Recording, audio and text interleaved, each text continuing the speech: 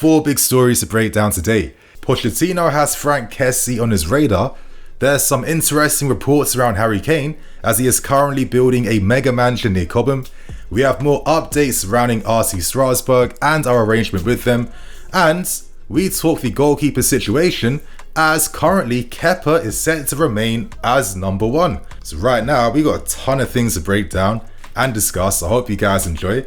Hit that like button, share your thoughts and opinions and all that good stuff, my friends. But before we get into anything, today's video was brought to you by OneFootball. My friends, download OneFootball because once it turns July 1st, things are about to get very serious at this football club. We're set to earn even more money as we focus solely on sales during this current month.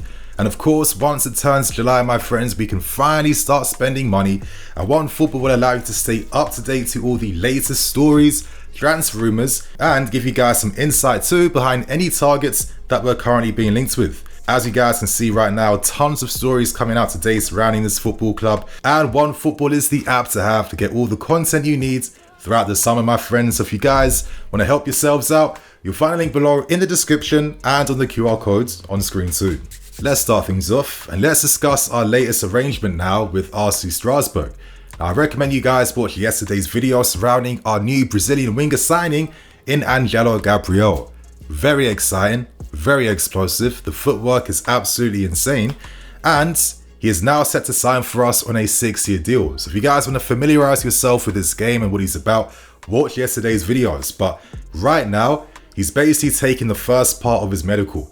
The second part is set to be completed very soon, and we have learned from reports coming out from Brazil that Pochettino and his team are at least set to examine him during pre-season first, just to see what this kid's about and to get like a first-hand perspective behind his game too. But realistically, I'm not expecting him to remain with us.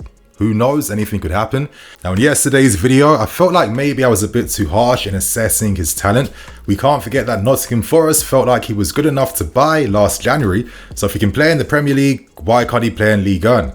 And when Vinicius Jr. was making his name in Brazil, they both had similar numbers, but look how Vinny turned out with a development path. And over the years, I think the more realistic option that is being pushed right now is that he would be set to sign for RC Strasbourg on loan. Now, typically for a player like this, Strasbourg would never be able to afford them or even entice them to begin with. So this is a great way to kickstart our new network model approach with them. And I feel like hopefully if we can provide the club with like great young players that are set to stay there at least for like 2 years, maybe even 3 years, their fans might feel a bit more confident now that their club's been literally bought by us. Now, more interesting updates, it seems like the new manager that is set to take over at RC Strasbourg is Patrick Vieira. Now, this guy did very good things with Nice during his time there, and he does have a habit too of working alongside young players and developing them too. We've seen that recently too at Crystal Palace with guys like Michael Olise, of course Mitchell, Gallagher, etc, etc. So now that we have our guys controlling RC Strasbourg, it's obvious that we need to target a manager that complements our philosophy and our ideas behind how you want to boost their team over the years. So there, my friends, that is the quick update surrounding RC Strasbourg. Let's move on. Let's talk Harry Kane, and as reported by Matt Law of The Telegraph, Kane is building a mansion in Surrey that is 50 miles away from our training grounds. Now, at this point in time, we all know that Kane has 1 year left on his contract with Tottenham. Daniel Levy does not want to sell him, and you can imagine that if Kane goes, the overall quality of Spurs will go down by another level.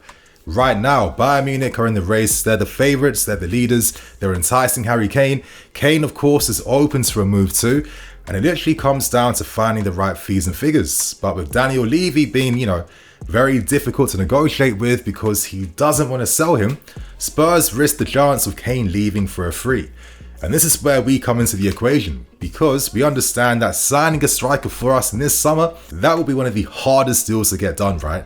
Because strikers are at an absolute premium, they cost tons of money, and it'll be like very long negotiations. So what if the strategy for this season is to turn towards using guys like Nicholas Jackson, Breuer, maybe even keeping Fofana maybe, just to test out how these guys perform in a season where we have no European distractions, knowing the fact that we are currently putting in talks behind the scenes to line up a free move for Harry Kane at the end of the season.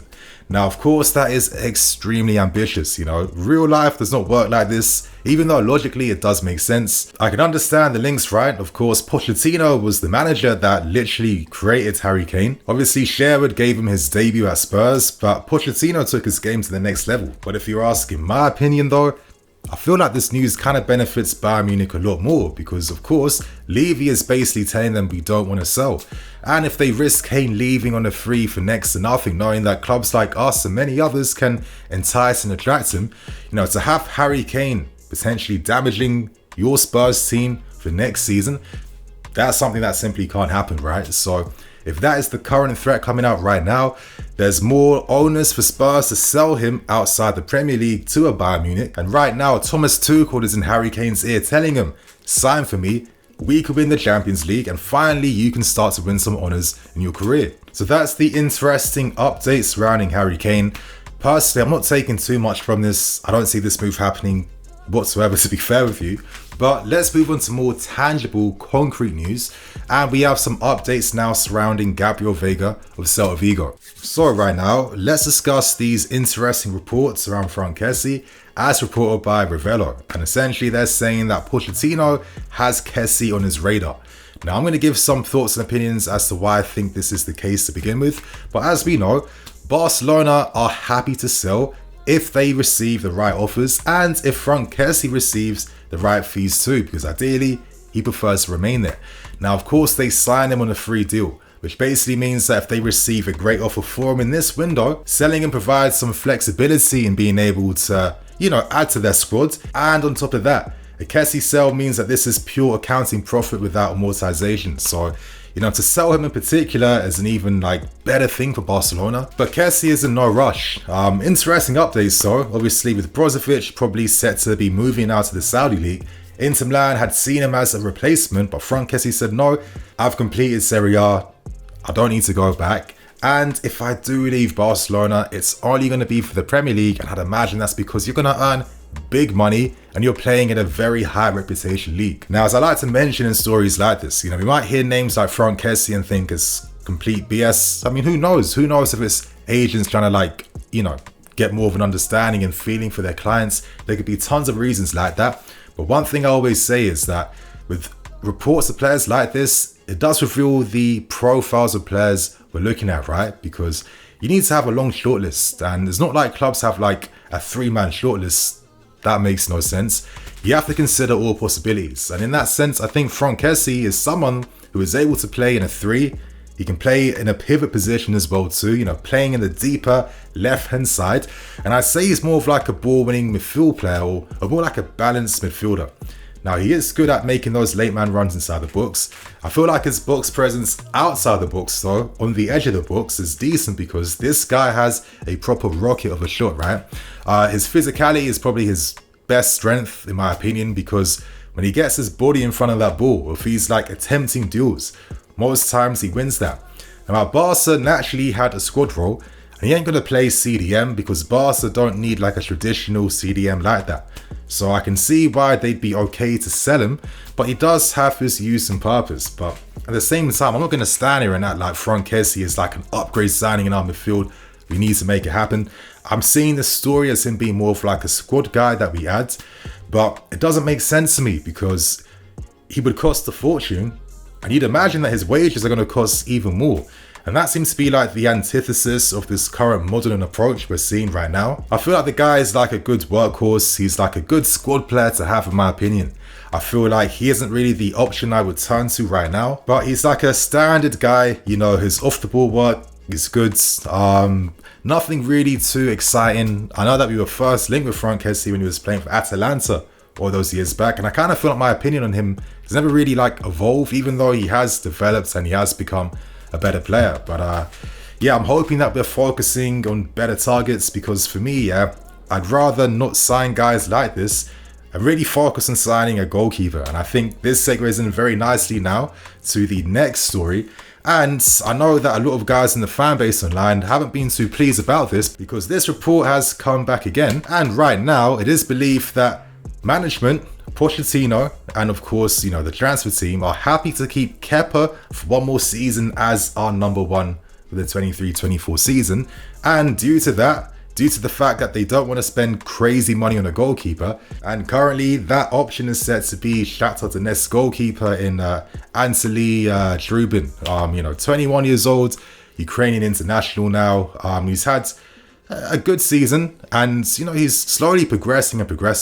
He's a towering goalkeeper, 6'5", and I can see why we show interest, right? Because right now he only has 1 year left on his contract. Now that makes him very enticing from like a business perspective. I think another thing I'd say about him too, I watched that Shakhtar game against Real Madrid, and listen, the guy is supposed to be good with his passing, but there's levels, right? Like for example, against Real Madrid, I felt like when defenders were passing it back to him, he was like really panicking quite a lot. He was just like kicking the ball into any distance. He wasn't really passing out from the back. And my thing is, there's levels to this stuff, yeah? Like, we need a goalkeeper who will always have that composure, no matter the opposition. Now, I'm not going to act like I'm some goalkeeping scout and genius, of course not. It's only my opinion from seeing him play. But what's also interesting is the fact that Inter Milan are currently looking at Trubin as a replacement for Onana. And you're thinking, if you're Trubin, would I rather sign for us to be a number 2 and be on the bench? Would I sign for Inter Milan, play week in, week out, and possibly develop even more? And this is where I find this story kind of interesting. Now, I'm going to put my hands up, my friends. This is only my subjective take. This is only my headcanon in that sense. But if I was in the market to sign a top goalkeeper, do I want to move desperate? Do I want to announce the fact that I desperately want to find a new goalkeeper right now? Because if that's the case, then the valuation goes up, right? And all these reports around guys like Magnon, Onana, and currently Diogo Costa, which is the active negotiation at this point in time, there's no way I'm believing that it's all cap, it's all lies, it's all BS. That's not the case. But if I was negotiating for one of these guys, I want the selling club to know, listen, I'm still more than happy and fine with the option I currently have. FC Porto, yeah? How many clubs are coming to you to try and sign Diogo Costa now?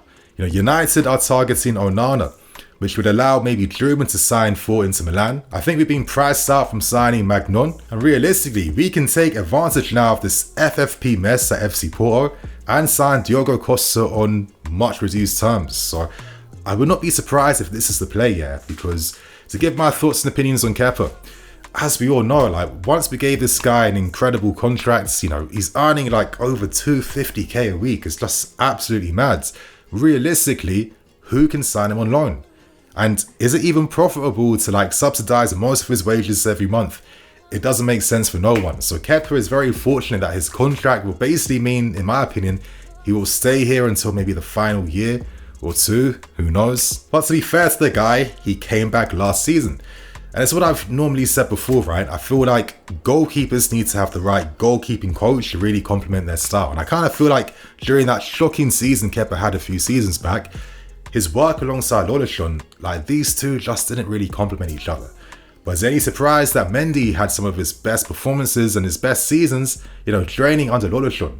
Loloshan trained Petr Cech as well too. And both these guys recommended to the club that we should sign Mendy because he's like one of their keepers, right? So I can understand that. But now that we've moved these guys on, and now that we're bringing in a new goalkeeping coach now in Tony Jimenez, I'm not going to stand here and act like Kepa might not improve by having like more of a complementary coach alongside him. But irrespective of the facts, if he does improve or not, my main thing is that, Kepa is like capped in terms of his ability, right? Because he can have incredible form, produce some fantastic saves, but there's those fundamental weaknesses. And I keep saying there's two things that this guy constantly encourages the opposition to do. He encourages these guys to take shots outside the box, way more typically than I'd ever see teams attempt against Mendy.